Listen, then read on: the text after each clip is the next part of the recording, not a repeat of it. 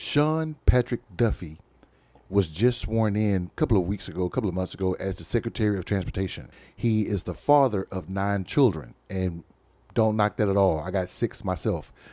Either he or Trump, I'm going to say he, but Trump approved it because he's the Secretary of Transportation under Donald Trump, just approved a very weird policy for how they dispense Department of Transportation funds. Let's take a look at it.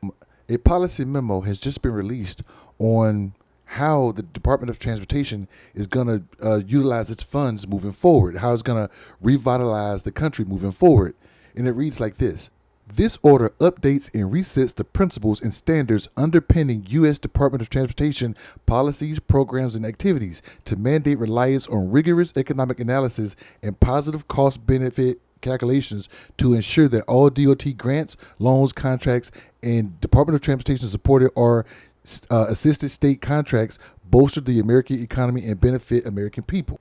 To the maximum extent permitted by law, DOT supported or assisted programs and activities include without limitations all DOT grants, loan contracts, and DOT supported or assisted state contracts shall prioritize projects and goals that, read the highlighted portion, give preference to communities with marriage and birth rates higher than the national average.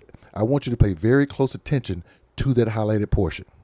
States with the highest birth rates than the national average: Utah, Alaska, North Dakota, Texas, and South Dakota. States with marriage rates higher than the national average: Nevada, Hawaii, West Virginia. See, this is bigger than marriage rates and bigger than birth rates.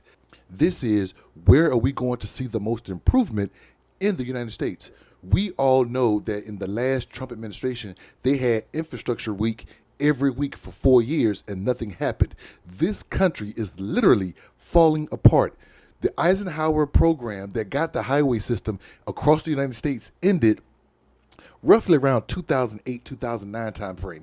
From the 1950s till about 2000, to the early 2000s, we were trying to build an infrastructure for our highways and byways. That's old and outdated now. We need, and the federal government has been reluctant to try to rebuild that highway and repair that highway. And states, in most cases, don't have the money to facilitate the highways that were built by the federal government. In addition to redlining and them building highways through black communities, et cetera, et cetera. Racism is expensive. So, but now you got people out here knowing that a place like West Virginia don't need improvements because no one lives there. Knowing that a place like Utah, with the exception of certain large cities, don't need DOT transportation funds to go to that state.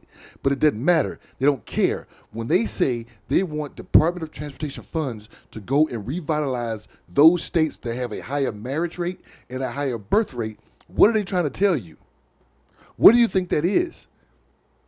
Never mind the fact that you say, you know what, the cities or the states that are heavily populated, let's try to increase funds to those places so that we can make transportation easier. I've never lived in Atlanta, but I heard about how bad the traffic is. I've lived in California and I've seen that bad traffic. Or damn what I just said, forget that. What about saying we're going to spread that money equally throughout the United States, and we're going to get high-speed rail in here. We're going to increase funding to the highways and byways. We're going to do 6-lane highways instead of 3. We're going to do 2-lane highways instead of 1. We're going to increase transportation prospects throughout the United States. Why not take that money and be fair across every state, despite the population? Why just focus on states that have a high marriage and high birth? And you know those states heavily voted for Trump. And you know those states in most aspects are heavily white. It makes you look prejudiced. It makes you look racist. It makes you look discriminatory. What do you think?